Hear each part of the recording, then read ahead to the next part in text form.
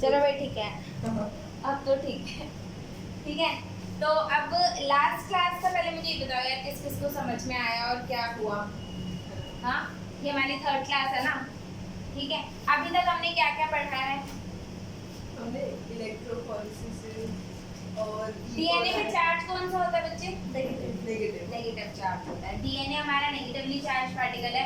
DNA को तोड़ने के लिए कौन सा एंजाइम यूज करते हैं? Restriction enzyme. कौन से? Restriction enzyme. रिस्ट्रिक्शन एंजाइम कौन सी कैटेगरी को बिलोंग करता है? Endonuclease, exonuclease? एंडोन्यूक्लियस।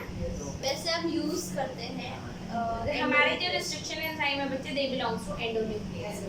ठीक है, न्यूक्लियस क्या होता है? जो न्यूक्लियोइड को तोड़ता है। न्यूक्लियोइड जो डीएनए को तोड़ नहीं, किसको तोड़ता है? तोड़ने वाला ही। डीएनए को ही तो तोड़ता है। हाँ, न्यूक्लियस कितने टाइप के होते हैं? दो टाइप के। कौन कौन से? Endonuclease and exonuclease. एंडोन्यूक्लियस क्या करता है? खा जाता है, खा जाता है, और एक्सोन्यूक्लियस पी जाता है। वो एक जीजीसीसी क्या था वो? बच्चे भूल गए यार, तुम लोग पढ़ाई नहीं करके आ रहे हो, और पढ़ाई नहीं करोगे तो पिटाई होगी। हाँ बताओ। पार्टिकुलर सीक्वेंस तो वो काटता है, वो एंडोन्यूक्लियस, वो हो गया एंडोन्यूक्लियस। ठीक है, एक्सो में वो सिंपल सी बात है। एंडोन्यूक्लियस वो है जो एक पर्टिकुलर सीक्वेंस को रिकॉग्नाइज करता है, जिसे क्या बोलते हैं? Recognition sequence. एक्सोन्यूक्लियस रिकॉग्नाइज नहीं करता, बस यूं पकड़ता है और ऐसे यूं cut cut cut cut cut खत्म। जो मैं बताया था मॉलिक्यूलर सीजर्स। अब वो तो एंडोन्यूक्लियस होता है। Exonuclease molecular red molecular red होता है। ठीक है, प्लाज्मिड सब लोगों ने देखा था, क्या था?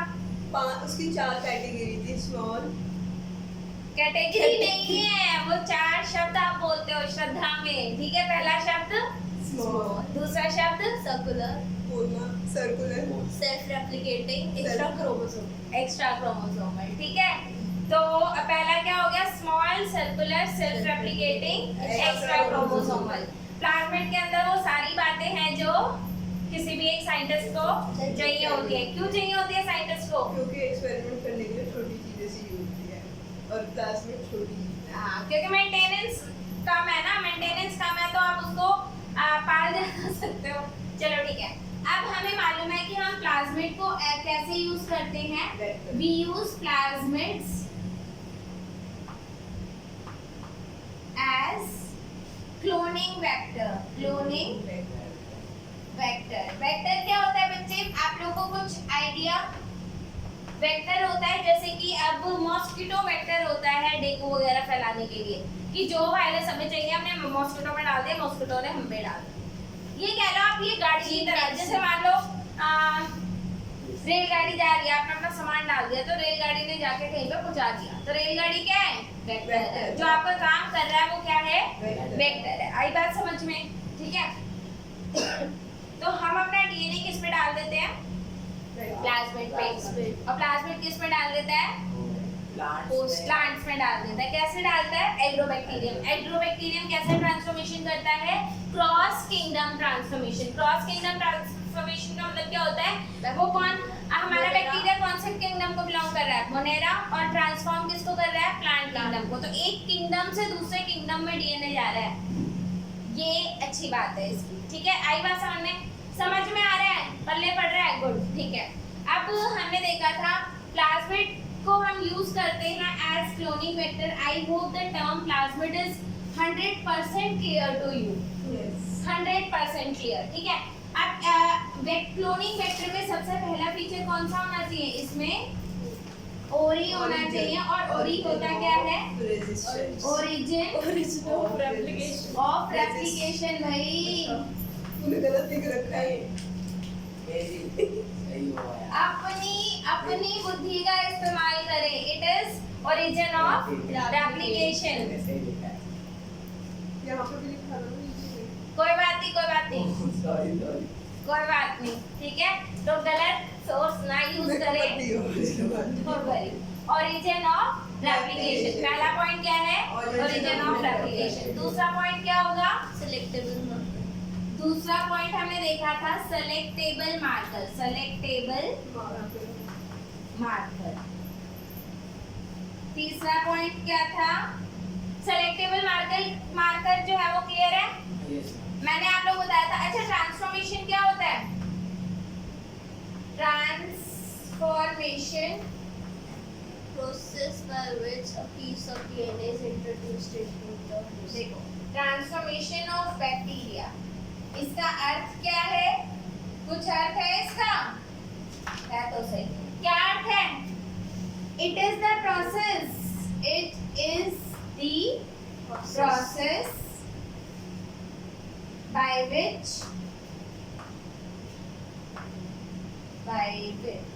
ठीक है, बैक्टीरिया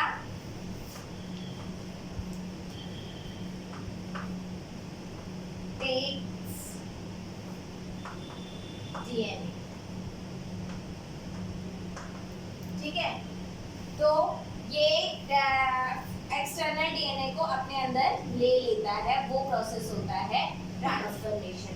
अब सेलेक्टेबल मार्कर, अच्छा, जो ट्रांसफॉर्मेशन कर दिया उसके बाद bacteria in which plasmid has been taken up, ठीक है। So bacteria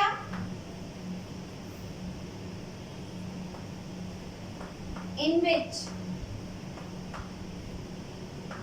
plasmid has been taken up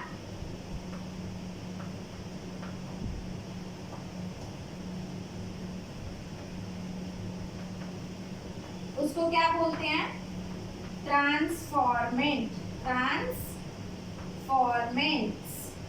ठीक है। और जिनमें प्लाज्मिड नहीं गया, bacteria in which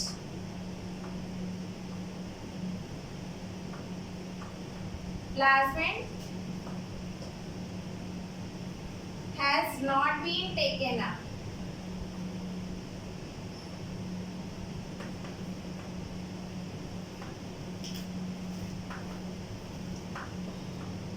is called non-transformant.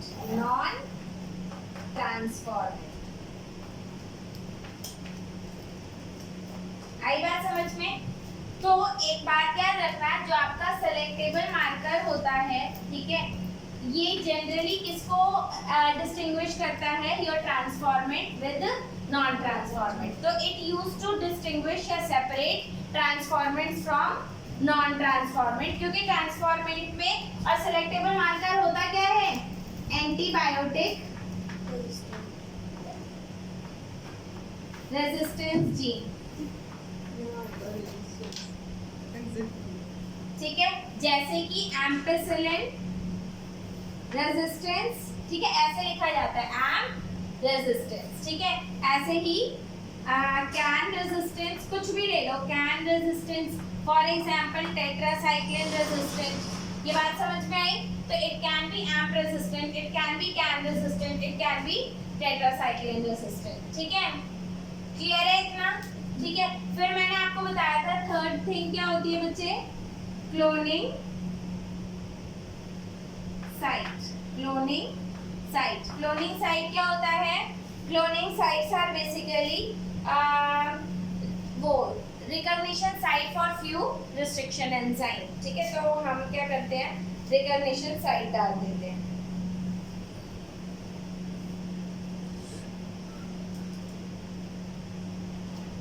ठीक है। तो ये क्या है? So it has recognition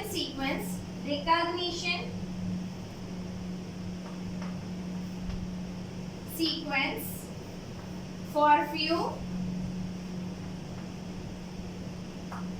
restriction enzymes। आई बात समझ में? हाँ, पक्का? तो कुछ और एक रिस्ट्रिक्शन एंजाइम की कितनी साइट्स होनी चाहिए प्लाज्मिड में?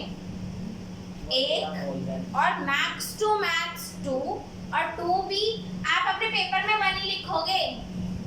बस कुछ ऐसे पर्टिकुलर केस होते हैं जहां पर हम 2 डालते हैं, ठीक है। बच्चे, ये सारी इंफॉर्मेशन आप लोगों के दिमाग में अब फीड हो चुकी है, घुस गई है अच्छे से, हैं? कुछ ऐसा डाउट अगर आपके मन में है तो आप उससे पूछ सकते हो अभी कि ये रेजिस्टेंस जीन क्या होता है। एंटीबायोटिक तो पता है, अगर प्लाज्मा मतलब हमारे बैक्टीरिया में एंटीबायोटिक रेजिस्टेंस जीन नहीं होगा तो वो क्या करेगा, उस पे ग्रो नहीं कर पाएगा, मर जाएगा। Is this thing clear? कर दे रहा खुशी? इतना रैप कर दो हिमांशी। चलो, ट्रांसफॉर्मेशन प्रोसेस क्लियर है ना? ठीक है। अब बच्चे ट्रांसफॉर्मेंट और नॉन ट्रांसफॉर्मेंट को अगर अलग करना है तो बहुत सही बात है, ठीक है। लेकिन एक होता है रिकॉम्बिनेंट और नॉन रिकॉम्बिनेंट, ठीक है। एक होता है ट्रांसफॉर्मेंट नॉन ट्रांसफॉर्मेंट, एक होता है रिकॉम्बिनेंट नॉन रिकॉम्बिनेंट। जैसे मान लो, अब मैं आप लोगों को एक बात बताती हूँ, आप लोगों का एक बहुत ही ज्यादा टिपिकल सा वेक्टर है जिसको हम बोलते हैं PBr 322। आपका वेक्टर कौन सा है? PBr 322। P सब्सक्राइब करते हैं इसको, ठीक है, नीचे लिखते हैं इसको, ओके। और B क्या ऊपर लिखते हैं? P stands for plasmid, P stands for plasmid, PBr 322। वैसे आपको कभी भी जब आप काम कर रहे होते हो तो प्लाज्मिड का सीक्वेंस, उसके फीचर्स याद रखने की जरूरत नहीं होती है क्योंकि वेक्टर मैप अवेलेबल होता है। लेकिन since you are in class 12th, ठीक है, तो आपको PBr 322 के बारे में सब कुछ रटा पड़ा होना चाहिए, ठीक है। तो इस वेक्टर में क्या है, ये वेक्टर आपका कुछ इस टाइप का सा है। ये वेक्टर कैसा है? वेक्टर्स हमेशा डेफिनेटली सर्कुलर होते हैं, okay. It has ampicillin resistance gene. ये क्या है?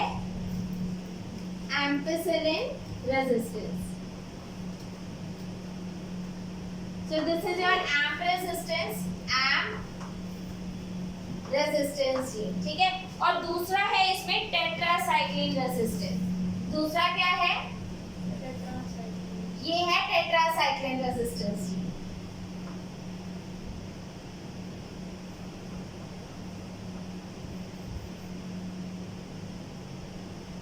ठीक है बच्चे, so this is tet, TET resistance R, ठीक है। अब आपको ये याद रखना है कि एम्प में दो रिस्ट्रिक्शन साइट्स हैं, एक है PST1 और एक है PVU1। इधर क्या है? PST1 और इधर क्या है? PVU1, ठीक है। और इधर कौन कौन से साइट्स हैं? एक साइट है BAMH1 और दूसरा है SAL1। तो आपको याद रखना है, अगर PST से काटेंगे तो एम्प रेजिस्टेंस चला गया, और अगर PVU से काटेंगे तो भी क्या जाएगा? एम्प। अगर BAMH1 से काटूंगी तो टेट्रासाइक्लिन रेजिस्टेंस जीन चला जाएगा, SAL1 से काटेंगे तो भी टेट जाएगा। तो अगर आप अपना if you will cut by either PST1/PVU1, then bacteria will not have कौन सा रेजिस्टेंस जीन? Amp resistance. बच्चे ये बात मेरी समझ में आया? ये समझ में आया या नहीं आया? हाँ, क्लियर है। और सिमिलरली अगर मैं BAMH1 और उससे काटूं SAL1 से तो if we will cut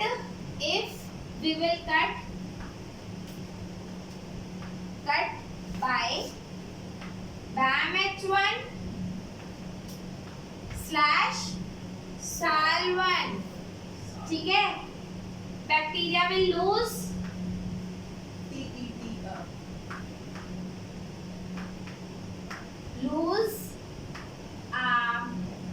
tetracycline resistance. समझ में आया? तो अगर आप PST PVU1 से काट रहे हो तो क्या गया? PST PVU1। P से याद रखो A गया, अगर P से काटा तो A गया, एम्पिसिलिन गया।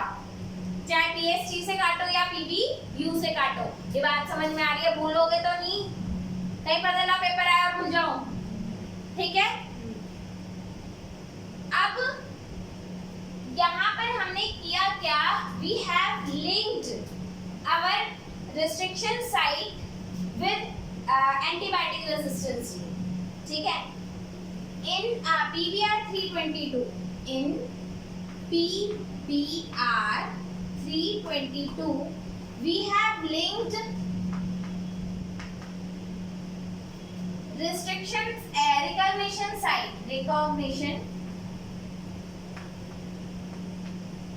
sites for restriction enzyme को RE लिख दूं, restriction enzyme RE पढ़ता ना RE, ठीक है, RE, ठीक है, with antibiotic resistance gene, antibiotic resistance gene। Why? क्यों करा हमने, क्यों लिंक किया है इन्हें, टू सेलेक्ट recombinant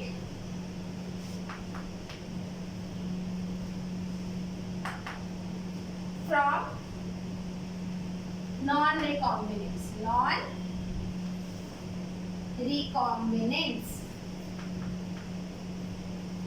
हमने क्यों सेलेक्ट करा, हमने क्यों लिंक किया, ताकि हम रिकॉम्बिनेंट को अलग कर सके, नॉन रिकॉम्बिनेंट्स को अलग कर सके। And this was the reason कि हमने अपने रिकॉग्निशन साइट को एंटीबायोटिक रेजिस्टेंस जीन के साथ अलग सेलेक्ट किया, लिंक किया, ठीक है। अब बात सारी ये है कि आप लोगों को ये बात समझ में आई नहीं, मैंने समझाया तो, लेकिन समझ में आया नहीं। किसको समझ में आया, नहीं समझ में आया। और अभी तो आपको रिकॉम्बिनेंट और नॉन रिकॉम्बिनेंट का मतलब भी नहीं मालूम है, अभी तो आपको रिकॉम्बिनेंट एंड नॉन रिकॉम्बिनेंट का अर्थ भी नहीं मालूम है, ठीक है। तो लेट अस स्टार्ट। तो हमारी आज की जो क्लास है वो बेसिकली इसी प्रोसीजर को डील करेगी, इसी चीज को हमें डील करना है, सिर्फ और सिर्फ इसको डील करना है। और अगर आप आज की क्लास में ये समझ गए, समझ जाना आपकी क्लास बहुत बढ़िया गई, ठीक है। अभी आप सोचो, अगर मैं आपको ऐसे पढ़ा दूं तो ये टॉपिक खत्म, लेकिन क्योंकि हमें अंडरस्टैंडिंग चाहिए इसलिए ढंग से करना है, ठीक है। आई बात समझ में, अब मैं इस चीज को हटा दी। तो अभी जो हमने इधर लिखा था, ठीक है, now we will try to understand. और अभी तो हमें रिकॉम्बिनेंट और नॉन रिकॉम्बिनेंट भी तो समझना है, ठीक है, आज समझना है ना। अब देखो, ये आपके पास प्लाज्मिड है, ठीक है। यहाँ पर कौन सा जीन था, एम रेजिस्टेंस, ये था AMP रेजिस्टेंस। इधर क्या था, इधर था टेट रेजिस्टेंस, ठीक है। यहाँ पे क्या है, PBU1 PSG1, इधर क्या है, BAMH1 और इधर है साल्वर, ठीक है, ओके। इसको मैंने कट किया, कट इट विद, किसको काटते हैं, BAMH1 से काटते हैं, किससे काटते हैं, BAMH1। हमने इसको किससे काटा, BAMH1 से, और हमने अपना इंसर्ट उसके बीच में जोड़ दिया, जो हम DNA लाइगेंज, जीन ऑफ इंटरेस्ट जोड़ दिया, ठीक है। और हमने अपने जीन ऑफ इंटरेस्ट को भी किससे काटा, ये हमारा जीन ऑफ इंटरेस्ट है, ये क्या है, जीन ऑफ इंटरेस्ट। कोई नहीं, अभी ऐसा लग रहा है यार समझ ही नहीं आ रहा कुछ भी, किस किस को ऐसी फीलिंग आ रही है भाई, आ रही है ना। इसको काटा BAMH1 से, इसको भी काटा BAMH1 से, ठीक है। दोनों के स्टिकी एंड प्रोड्यूस हुए, अब दोनों को हमने जोड़ दिया। अब हमने क्या कर दिया, जोड़ दिया। तो एक अब कैसा हो जाएगा बच्चे, now it will be like this,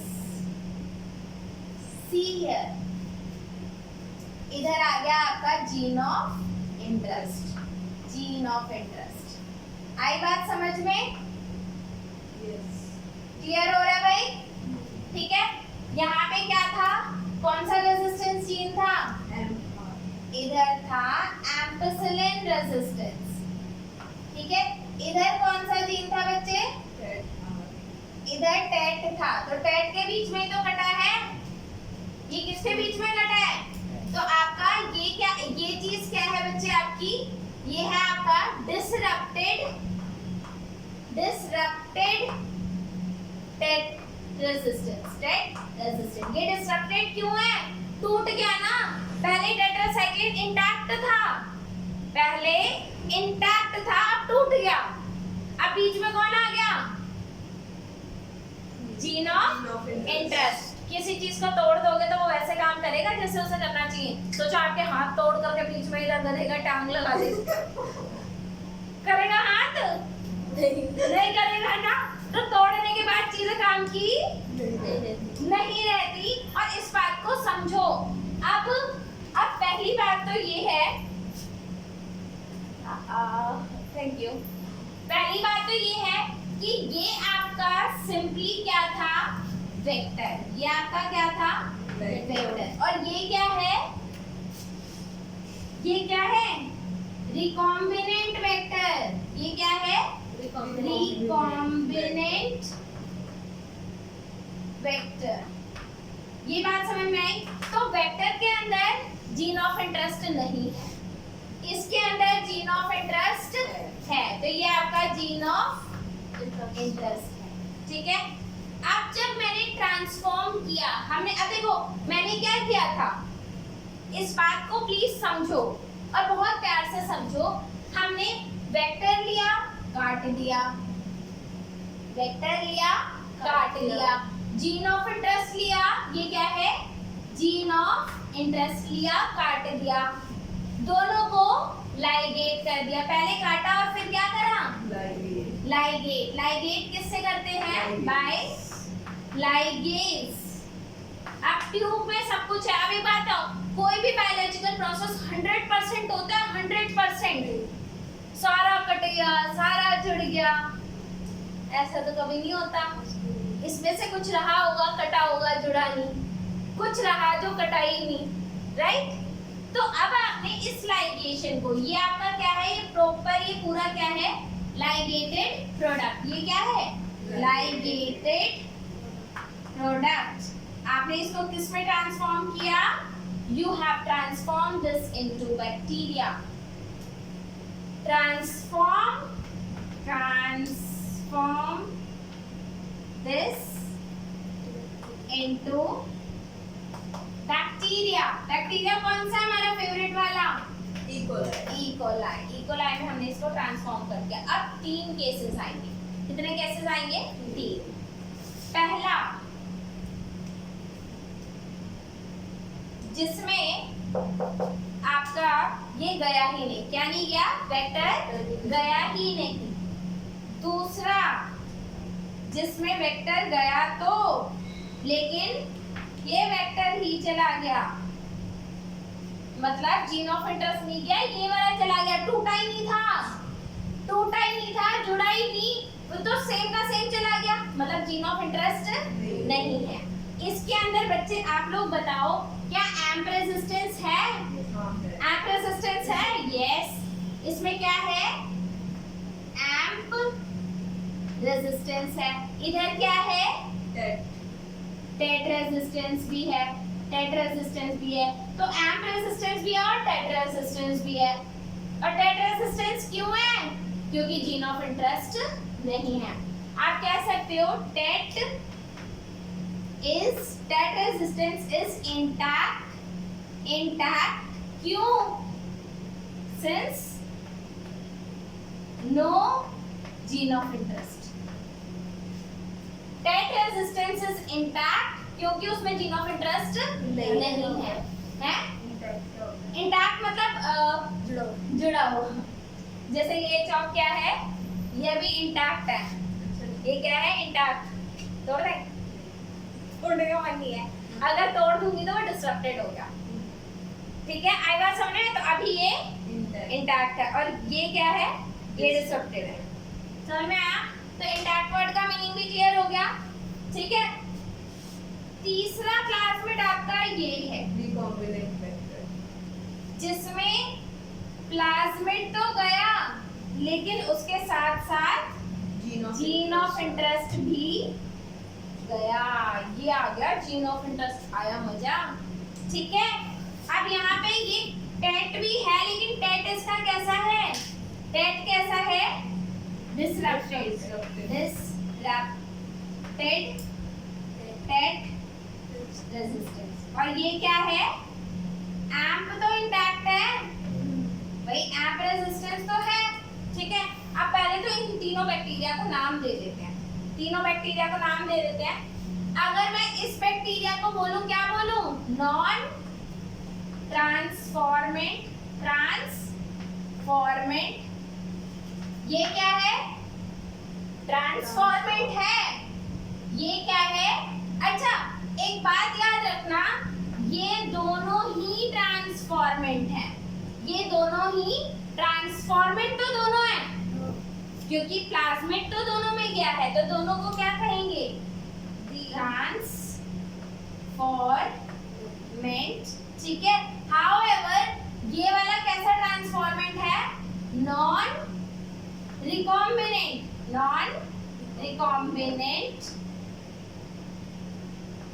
और ये क्या है? रिकॉम्बिनेंट।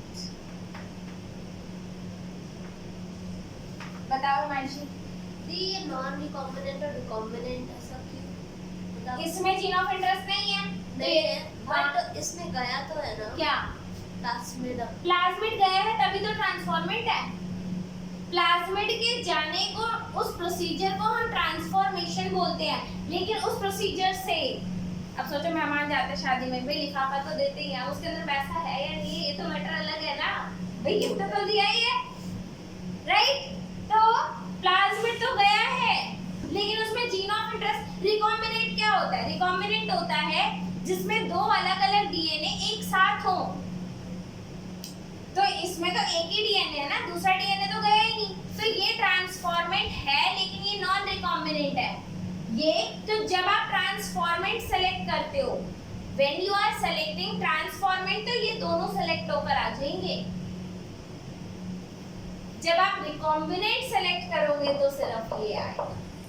तो जब मैं बोलती हूँ कि मुझे रिकॉम्बिनेंट सेलेक्ट करना है, मतलब ये सेलेक्ट करना है। मैं बोल रही हूँ ट्रांसफॉर्मेंट, अच्छा जब मैं बोलूँगी ट्रांसफॉर्मेंट सेलेक्ट करना है, तो क्या उसमें रिकॉम्बिनेंट आएगा?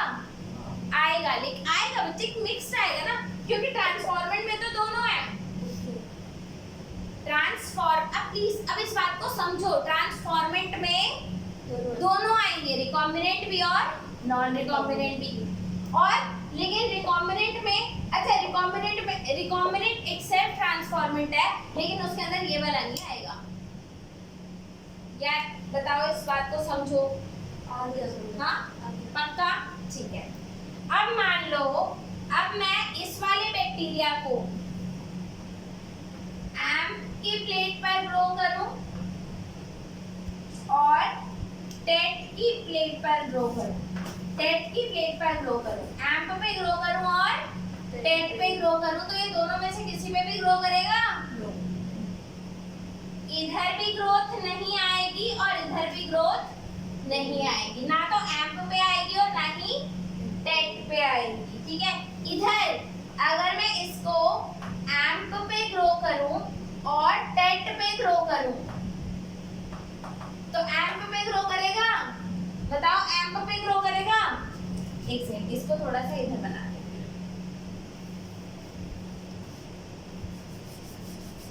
ये वाला जो बच्चे है आपका, अगर मैं इसको यहाँ पर एम्प और टेट, एम्प और टेट पे ग्रो करूं, बताओ जी, नॉन रिकॉम्बिनेंट इस पे ग्रो करेगा? हाँ भाई, एम्प रेजिस्टेंस है ना? हाँ। करेगा, यस। टेट पे ग्रो करेगा? कैसे करेगा? हाँ, ये तो टेट पे भी करेगा, यस, ये तो टेट पे भी करेगा। अब इसको पकड़ लाते हैं, ये एम्प पे करेगा मगर टेट पे नहीं करेगा। एग्जैक्टली, एम्प और टेट। ठीक है, ये इस पे ग्रो करेगा, लेकिन इस पे ग्रो नहीं करेगा। वो डिस्ट्रक्टेड है। दी मेरे को एक डाउट है। बिल्कुल बिल्कुल, बताओ। नॉन ट्रांसफॉर्मेंट में एम्पिसिलिन और टेट्रासिलिन हट गए होंगे। हाँ प्लाज्मिड गया ही नहीं ना, हाँ रेजिस्टेंस जीन तो किस पे है, प्लाज्मिड पे है, बैक्टीरिया में थोड़े हैं। ओके समझ गई। बैक्टीरिया दोनों में से किसी पे ग्रो नहीं कर सकता। जो भी एबिलिटी उसे ग्रो करने की दे रहा है वो कौन दे रहा है, प्लाज्मिड प्लाज्मिड दे रहा है। बैक्टीरिया कोई एबिलिटी नहीं रखता आपके पास। ये बात समझ में आई? अगर आपको आज की ये बात समझ में आ गई तो आपको बहुत इम्पोर्टेंट चीज समझ में आ गई, ये बात समझ में। क्योंकि ये टॉपिक जो है ये किताब में दे तो रखा है लेकिन इतना बढ़िया तरीके से एक्सप्लेन नहीं है। फोटो कुछ नहीं, बच्चे को वीडियो बन रहा है। आप पढ़ते नहीं वीडियो में। चलो ओके, मैं हट गई तो बेशक से आप वैसे भी स्क्रीनशॉट ले सकते हो, ठीक है? आई बात समझ में? तो ये टॉपिक गिवन तो है। अब एक बात याद रखना बच्चे, एक बात हमेशा याद रखना, ये टॉपिक आपको अभी समझ में आया है, घर जाके रिवाइज मत करोगे नहीं करो तो नहीं आए, भूल जाएंगे। तो पेपर से 2 दिन पहले कहोगे अबे ये क्या है। तो ये चीज है जो समझ में आई है अभी। तो एक बात याद रखना, जो दोनों पे ग्रो कर रहा है वो नॉन ट्रांसफॉर्मेंट है। गलत। जो दोनों पे ग्रो नहीं कर रहा वो नॉन ट्रांसफॉर्मेंट है। जो दोनों पे ग्रो कर रहा है वो ट्रांसफॉर्मेंट है लेकिन नॉन रिकॉम्बिनेंट। नो और जो एक पे ग्रो कर रहा है और एक पे नहीं कर रहा ट्रांसफॉर्मेंट है मगर रिकॉम्बिनेंट भी है। यस, ठीक है, इसको हटा दो। Yes ma'am. Gene of interest को हम एलियन डीएनए भी बोलते हैं क्योंकि वो एलियन डीएनए भी बोलते हैं। तो अगर आपके पेपर में कभी आ जाए that alien DNA was introduced into the vector, आप बोलोगे भाई ये क्या है? एलियन वेक्टर वही वाला जो बाहर से आया। एलियन वेक्टर नहीं है, एलियन डीएनए, ठीक है? Alien DNA। आई बात समझ में? Yes ma'am. चलो ओके, अब इसे हटा दूं। जब वीडियो में सुंदर थी वैसे भी ना, नहीं वैसे। चलो ओके, इसे हटा दूं। बच्चे ये हटा दूं, बता दो। अभी मैं क्वेश्चन पूछने वाली हूँ इस टॉपिक पे। नो प्रॉब्लम मैम, कुछ लो। बेटा तैयार हो जाओ। खाने कोई बात लिख लेंगे आपकी वीडियो से। नहीं। इसको आप लोग देख लेना ये और अभी अपलोड हो जाएगी ना 1 घंटे में वीडियो। 1 घंटे में तो नहीं होगी बहन, उस दिन तो जाते ही करती थी हम। जाती करती थी 1 घंटे में। 1 घंटा मैं तो सोच रही कि दीदी भाई दीदी तक गई क्या ही बोलूं, मेरे मन में एक शब्द आया था तो नहीं करना है बता दूंगी। नहीं कर दूं। चलो पूरे दिन तो मुझे लैपटॉप पे बैठना होता है, मैं डीएनए के साथ ही खेलती रहती हूँ। चलो ओके, ये समझ में आया। अब मैं आप लोगों को दे रही हूँ, इधर आपको दूंगी मैं आपको केस 1, इधर आपको दूंगी मैं केस 2, ठीक है? और आपको बताना है, मेरा मतलब वाला केस 3 और केस 4 भी देना है। चलो इसे मिटा दो ना। पहले एक काम करते हैं, इसे मिटा दो। नहीं इसे। अब हम क्या करेंगे, देयर इज अ बैक्टीरिया, ये है एम की प्लेट और ये है टेट की प्लेट। एम और टेट, ठीक है? ये आपका पहला बैक्टीरिया, एम और टेट। दूसरा बैक्टीरिया, एम और टेट, ठीक है? इधर फिर से ले लेते हैं एम और टेट, एम टेट, तीसरा केस, और इधर ले लेते हैं एम और टेट। एम्पिसिलिन पे कौन कौन से रेजिस्टेंस रिकॉग्निशन सीक्वेंस है? PVU1 and PSG1। एक बात याद रखना, P वाले एम्प पे हैं, PAP, POP की जगह PAP, ठीक है? जैसे भी कर लो यार, आप लोगों के ऊपर है। इधर नो ग्रोथ, ठीक है? यस नो, ठीक है? यस नो, तीसरा केस। Yes yes. ये है आपका नंबर 1, ये है आपका नंबर 2, ये है आपका नंबर 3, ये है आपका नंबर 4। नंबर 1 के बारे में कुछ बातें बताइए।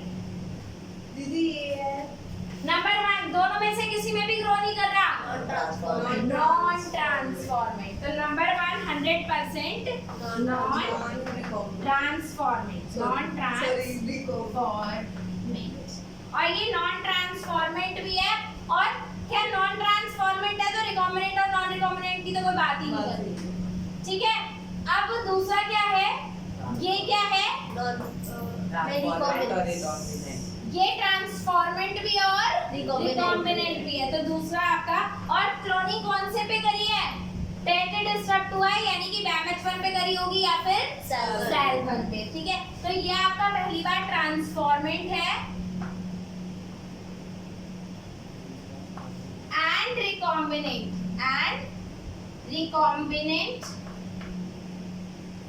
क्लोनिंग कहाँ पर करी गई होगी, cloning would have been done at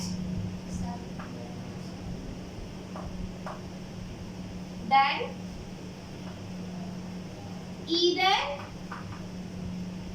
at BAMH1 / SAL1।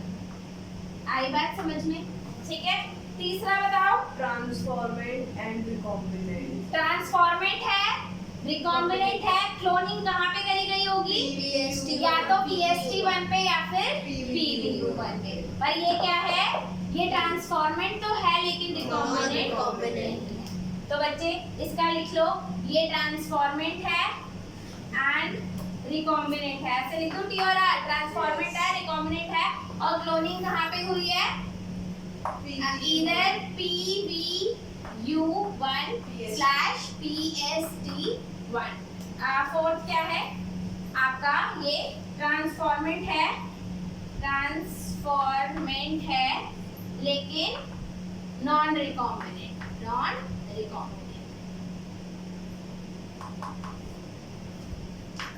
समझ में आई बात, ठीक है।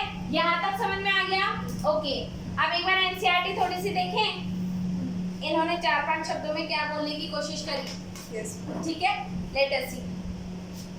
In order to link the alien DNA, vector needs to have very few, probably single recognition site, ठीक है। अच्छा एक और बात बच्चे, इस वेक्टर के अंदर PBR 322 में ओरी भी होता है और रोप भी होता है।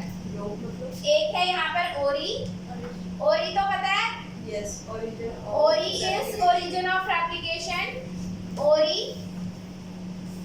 ठीक है। और ये क्या है, रोप। इधर है ROP, रोप जीन। रोप क्या करता है बच्चे, rop codes for the protein involved in replication of the plasmid. तो रोप क्या करता है आपका, कोड्स फॉर प्रोटीन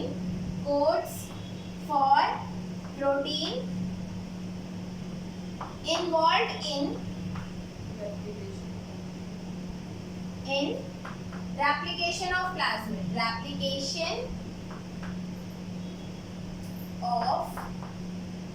ये क्वेश्चन एक साल पेपर में पूछा गया है कि what is the function of rop, ठीक है। तो आप लोग ये याद रखना, मैंने इस वेक्टर को अभी तक इसलिए नहीं मिटाया है क्योंकि ये वेक्टर एक्चुअल में इंपॉर्टेंट है, इस पे से क्वेश्चन बनते हैं। और बाद में ये मत बोलना कि बताया नहीं था, आप जो पढ़ाते हो पेपर में आता नहीं है, ठीक है। क्लियर है, हाँ चलो okay. So presence of more than one recognition site. अच्छा एक रिकॉग्निशन साइट होनी चाहिए या मल्टीपल, सिर्फ एक। अगर बहुत सारी होंगी तो क्या होगा, टुकड़े टुकड़े हो जाएंगे प्लाज्मिड के, ठीक है, maximum 2।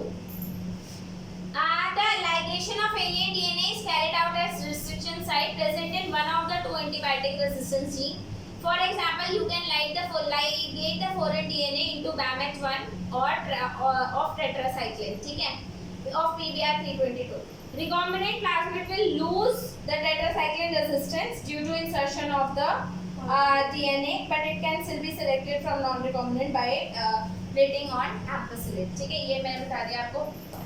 Transformant growing on ampicillin containing medium are transferred on okay, ये मैं आपको बताऊंगी बच्चे।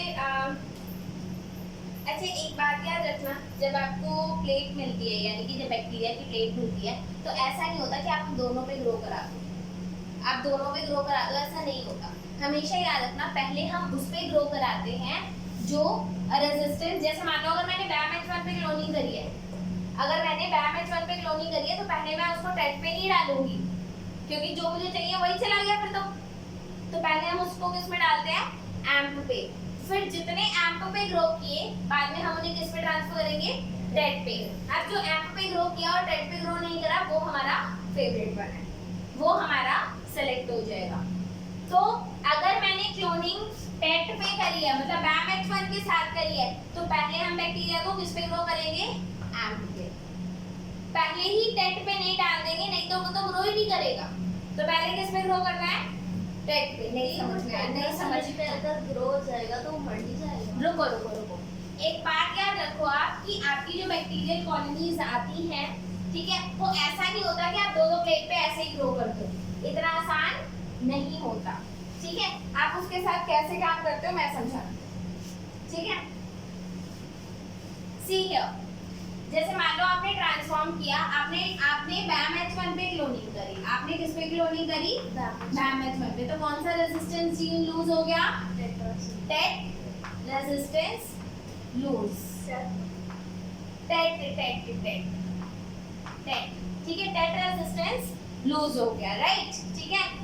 और कौन सा जीन इंटैक्ट है, एम्प रेजिस्टेंस, ये क्या है, इंटैक्ट है, ये क्या है, इंटैक्ट है, ठीक है। तो मान लो आपके पास आपने, तो आप इसको कौन सी प्लेट पे ग्रो करोगे, सबसे पहले एम्प पे, सबसे पहले किस पे ग्रो करोगे, एम्प पे। और एम्प पे ग्रो करने के बाद आप क्या सेलेक्ट करोगे, ट्रांसफॉर्मेंट्स, ठीक है। आपने इधर ग्रो करिए, अब मान लो आपको ये कॉलोनीज मिल गई, ये आपको कॉलोनीज मिल गई, कॉलोनीज ऐसे ही आती हैं, ठीक है। इसके बाद आप फिर से इसको एम्प पे ग्रो करो और इस बार क्या करो कि नंबरिंग कर लो, इस बार क्या करो, नंबरिंग कर लो, जैसे कि 1 2 3 4 5 6। आपने इसको पकड़ा और इस पे डाल दिया, इसको पकड़ा इस पे डाल दिया, इसको पकड़ा इस पे डाल दिया, फिर इसको पकड़ा इस पे डाला, ऐसे करके आपने 6 कॉलोनीज इधर ग्रो कर दी। ये क्या है, 1, ये क्या है, 1, ये क्या है, 2, ये है 3, ये है 4, ये है 5, और ये प्लेट कौन सी है, एम्प। ये प्लेट कौन सी है, एम्प। एम्प पे तो सब ग्रो करेंगे, एम्प पे तो सब ग्रो करेंगे। अब आप इसको टेट पे डाल दो, अब आप इसको किस पे डाल दो, फिर से नंबरिंग करो, सेम टू सेम। फिर से नंबरिंग कैसी करोगे, सेम टू सेम। अब आपने इस वाले को इधर डाला लेकिन वो ग्रो नहीं किया, इस वाले को इधर डाला, ग्रो कर गया, इस वाले को इधर डाला, ग्रो कर गया, इस वाले को इधर डाला, ग्रो कर गया, 5वें वाले को डाला, ग्रो नहीं करा, 6ठे वाले को डाला, ग्रो कर गया। तो कौन कौन से रिकॉम्बिनेंट है, 1 और 5। एग्जैक्टली, ये है आपका 1, ये है आपका 2, ये है आपका 3 4 5 एंड 6। तो रिकॉम्बिनेंट कितने हैं आपके, 3 कॉम्बिनेंट है आपके 1 and 5। 1 and 5 वो है जिनमें आपका जीन ऑफ इंटरेस्ट गया है। आई बात समझ में। सो इस तरीके से आप अपने बैक्टीरिया को सेलेक्ट करते हो। तो वन वे, अब सुनो, one way to select recombinant is to clone in one of the antibiotic resistance gene. ठीक है, लेकिन ये नेगेटिव सिलेक्शन है। ये कैसा सिलेक्शन है? नेगेटिव सिलेक्शन है। और नेगेटिव सिलेक्शन अच्छा नहीं होता। Negative selection is not good. मतलब आपको जो चाहिए वही मर रहा है, ये तो अच्छी बात नहीं है ना। मतलब मैं दो काम करूँ, भाई इधर मर गया, अच्छा इधर जी गया, चलो भाई ये मेरा फेवरेट है, ऐसा तो काम नहीं होता। दूसरा होता है बच्चे इंसर्शनल इनएक्टिवेशन। दूसरा होता है insertional inactivation of beta galactosidase gene. इसका हम अगली क्लास में पढ़ेंगे। आज की क्लास में इतना ही छोड़ देती हूँ, ठीक है। आज की क्लास इतना ही छोड़ते हैं। आज की क्लास आई होप ये वाली बात तो समझ में आई। Yes ma'am. ठीक है, चलो ओके। Research.